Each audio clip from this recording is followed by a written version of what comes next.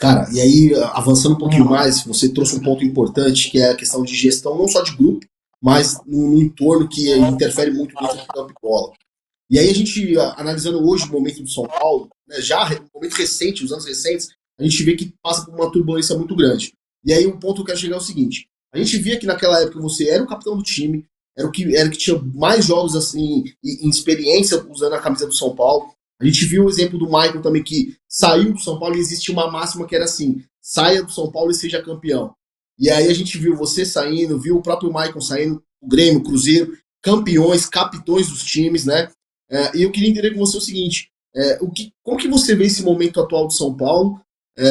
Se naquela época já era algo muito semelhante, que era algo que caminhava para o momento atual, e por que você imagina que grandes jogadores como você, Maicon, saíram do São Paulo e tiveram carreiras excelentes, e talvez se estivessem no São Paulo poderia com certeza ter trazido os mesmos títulos para a instituição?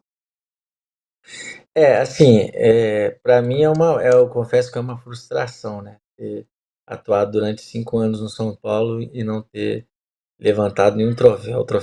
Eu levantei um troféu simbólico de forma oculta, que foi o do primeiro turno do Brasileiro de 2018, mas que não deu nem para comemorar, porque a gente terminou em quinto. Aquele brasileiro teve um segundo turno desastroso. Vestir a camisa do São Paulo é para poucos, não é para qualquer jogador.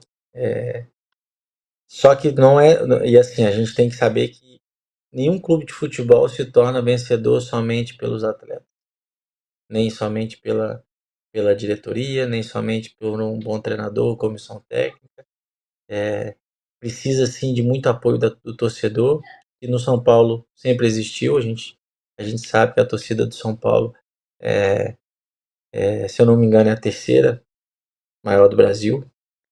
E sempre apoiou muito. Você encher, lotar o Morumbi e fazer o Morumbi ecoar pressão é para poucos, e a torcida do São Paulo consegue fazer isso.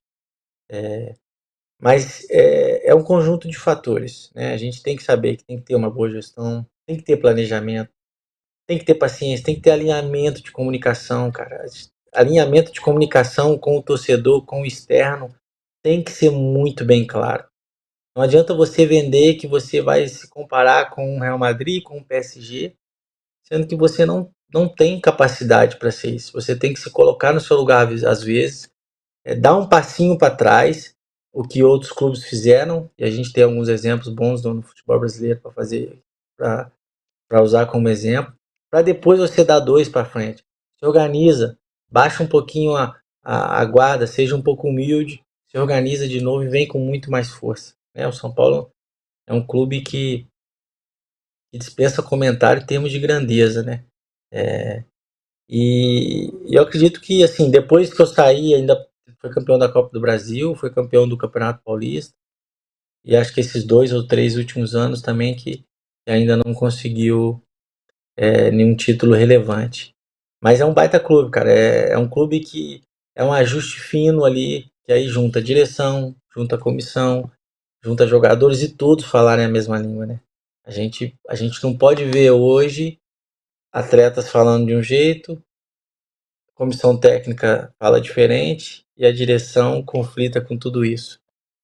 Se não tiver harmonia dentro desses departamentos, dentro desses ambientes, as coisas dentro de campo vão ser muito mais difíceis de acontecer. Eu acredito muito no ambiente.